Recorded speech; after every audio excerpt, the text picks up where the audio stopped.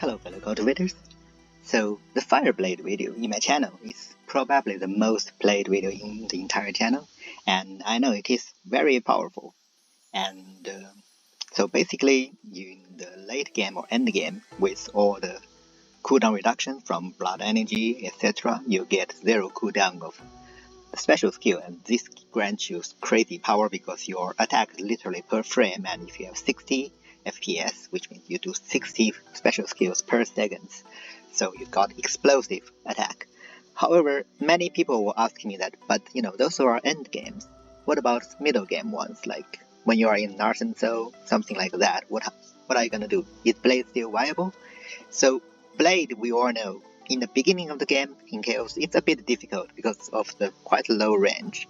But I would say Blade is when it comes to the middle game. So starting from late Golden Core or something like Origin Spirit until something like middle of Enlightenment, not your late Enlightenment. So this part we call it middle game.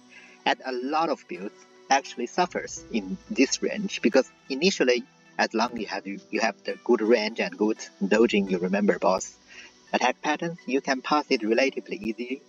And in the late game, once your build is completely complete and you have everything else, all the cooldown reductions and everything else goes with you too, then your build is good. It's even though the enemy is strong, but you are also strong. It is around the middle game range that your build is not yet complete. You still need to dodge for the enemies, and it is that part when a lot of builds sort of suffers. However, Blade actually, from my experience, works pretty well in the middle game range. So this video we're going to do a very fast, just to showcase that what can you do with the Fireblade, standard Fireblade build. So Fireblade, as usual, you have the Blade martial skill, Blade special skill. And okay, because before I start everything, I want to make a disclaimer. This is a showcase video, so which means I will not spend my time and several hours to starting from zero to play a character legitimately. I will use editors, trainers, etc. to make this character fast. That's why you see that I am in year 6, I'm already not so late. Please do not ask me again, why do you progress so fast, why do you progress so fast? Because it's edited. The true proper progression without any edit, without any trainers video, check my Chaos playthrough, that's where it is. So now, talking about this, back to the build.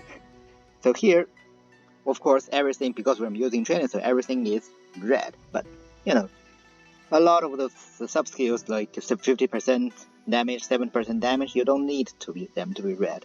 The key sub skill is always, for the martial skill, is always the cooldown reduction, and this is really important for Fairy Blade because 0.9 second cooldown, you need it minus 0.63 to make it 0.6. That itself is 33% of improve, and also this allows you to apply the Blood Blade debuff really fast, and therefore you can, when you use your Drunken Blade or Savior, Drunken Blade is because my character is Li Si, and I have the sword boost because this is kind of a special nature destiny from ending, but it doesn't really change much. If you're using a standard Savior, it's the same, or it's standard Crazy Blood Blade, it's the same. Okay, in Drunken Blade it just looks fancier, that's it. And the Drunken Blade will detonate all those Blood Blade debuff, and each of the denotation will do a Blood Flash. And it's just like the finger build or palm build or something like that. When your martial skill is fast enough, you can apply those debuff fast enough before everything was denotated. You basically have the detonation effect keep on going on. So you see all those blood flash always occurring in the boss's head, and that's what you will see in those battle examples.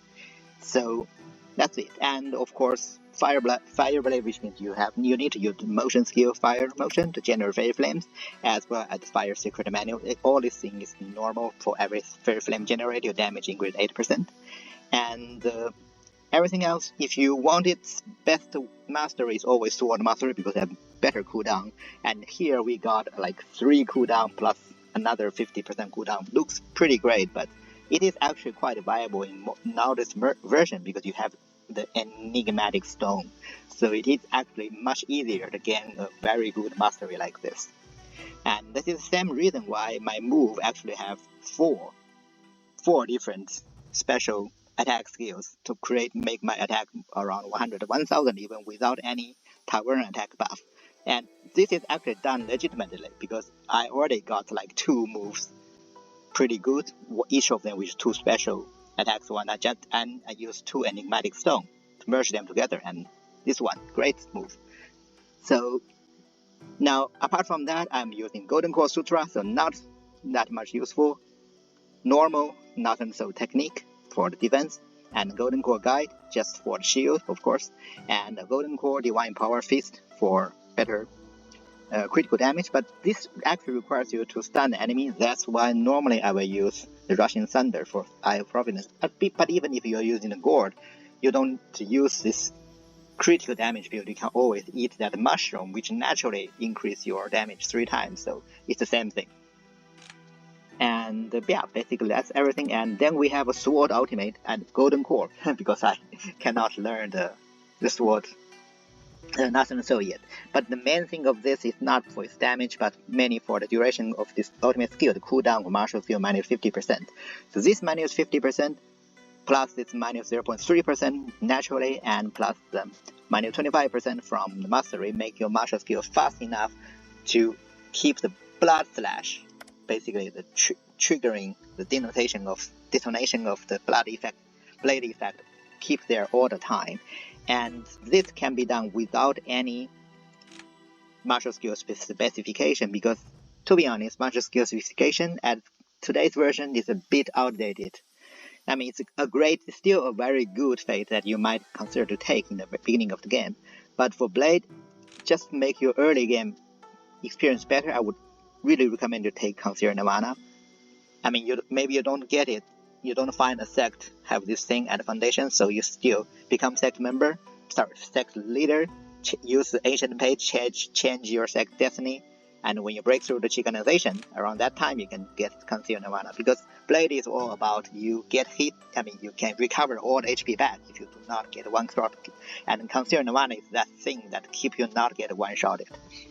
And another thing is, of course, Water Burst. It's so good because Blade, the lifesteal doesn't really care where you are, if far away from the enemy. So Water Boost allows you to deal damage to the enemy from very far away and recover your HP where the enemy cannot hit you.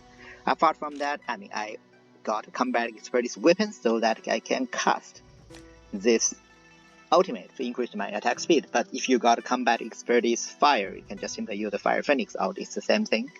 And of course, if you got Combat Expertise Bare Hand, you can still use a Feast ultimate to do a proper critical damage build to stun the enemy. So that's the same. And then, since I got nothing else, I get Murderous Stride. Didn't manage to roll Blood Energy until Northern Soul. That's when I roll Blood Energy. And this is about the time when you start to build up Blood Energy, so that around Enlightenment you would get Blood Energy 3. And around that time you got already very close to 0 cooldown special skills. And finally at Reborn you achieve 0 cooldown special skill and you enter the late game or end game. So you evolve into the better Fire Blade. But in early game or middle game, Fire Blade is still quite viable. And now you can take a look at those videos.